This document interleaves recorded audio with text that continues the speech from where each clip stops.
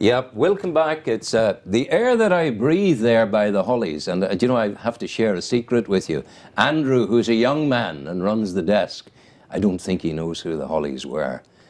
Vintage material coming from a vintage age. It's the morning programme, Good Morning Newry and Mourne in the World. I'm Whan. You're with me for another 40 minutes, and right away in studio, joined by Robert Whan, one of the museum officers of Newry and Mourne District Council. We're here to talk about a mega week of lectures that are going to occur at the museum. It's the third week, is it, of May? From the 19th to the 23rd. First of all, tell us, give us the names of the lectures to begin with, and then we can pick out one or two and talk about them. Okay, we've got a great lineup of speakers organised. We have Jonathan Barden, who's kind of like an acclaimed historian of the province of Ulster, really, speaking on the first day. What's he talking about? He's talking about sort of the period between 1912 and 16. Okay, so, beginning of the wartime. Yes, sort of looking, I suppose, at the Home Rule issue, and maybe looking at there's going to be conflict breaking out in Ireland internally itself, and then kind of how that's overtaken by the outbreak of the Great War. That's right, yeah. Okay, so that's That's Mr. Barden. That's the Monday. Yeah. On Tuesday then we have Dr. Fergal McGarry, who is a lecturer in modern Irish history at Queen's University. And he's going to come along on the Tuesday and speak about the Easter Rising within the context of the First World War. Yes. And, kind of and next year is a particularly relevant year for the Easter Rising. It's 100 years. Yes. Absolutely. Yes. Yeah. Andrew, as we go further, would you tighten the shot in on my guest, please, if you can? So that's the Tuesday. The Wednesday is? On Wednesday, then, we have Professor David Fitzpatrick coming up from Trinity College in Dublin. And what's David going to talk about? And he's going to talk about the participation of Irishmen, really, in the Great War itself. Of whom there were many. That's right, yes. Yeah, many, yes. And we're kind of, this is part of like a funded project that we have from Heritage Lottery Fund, exploring really and examining the impact of the First World War on the Newry area. So we go beyond then. The next day, who have we got?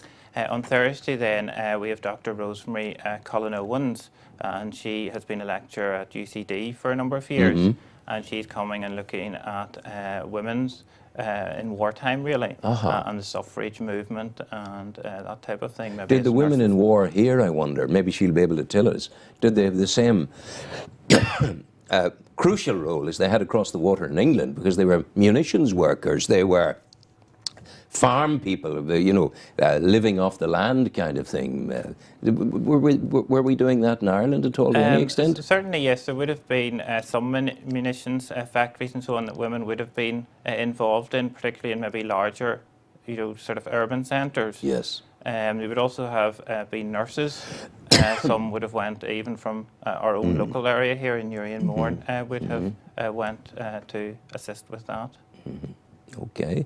I remember my memory of the wartime, coming up to the wartime, was all the railings in front of houses were all taken away, and these were sent to England to be turned into armaments and whatever, you know. Yes. So those were interesting. You wouldn't remember any of this, of course. No, it was way before my time. So it's one thing to get the Heritage Lottery money to fund this, but it's an entirely different thing to have conceived the idea in the beginning. The more difficult thing is to conceive the idea, because the money is there if you make the right application. So where did the idea come from for this week of lectures? Well, I suppose we're just starting out in the project now. We're just in our, the second month now of it, and we wanted to start off looking and placing, I suppose, the First World War into its context in that sort of very eventful decade in Irish history that we're now sort of commemorating the events of in this decade of centenaries. But is there a predisposition up there in the museum for an intellectual activity, looking at history as an example of that intellectualism, as opposed to just having trophies on walls that people come and look at, full stop? Yes, so we've got like a whole series of different events. We have like exhibitions and things that's going to be launching on the 29th of May in the museum, and then we have a travelling exhibition which will go around various venues within the council area. And what will the travelling exhibition contain? It'll be probably 4 panels, and it'll be stories of different local areas and participants within the war, maybe at the front, as well as sort of the local impact in the home front.